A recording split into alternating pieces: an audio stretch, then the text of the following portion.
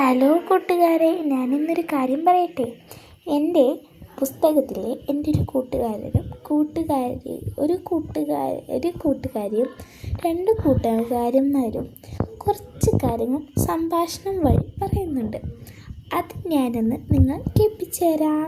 ആ വലിയ മാവിനെ പോലെ എന്നാണ് എൻ്റെ മാവിലും ധാരാളം മാങ്ങകൾ ഉണ്ടാകുമ്പോൾ മാവ് പറഞ്ഞു, കാത്തിരിക്കൂ, 8-10 വർഷങ്ങൾ കഴിഞ്ഞാൽ നിന്റെ മാവും എന്നെപ്പോലെ ധാരാളം മാങ്ങകൾ ഇത് കേട്ടപ്പോൾ ഒരു കൂട്ടുകാരൻ പറഞ്ഞു,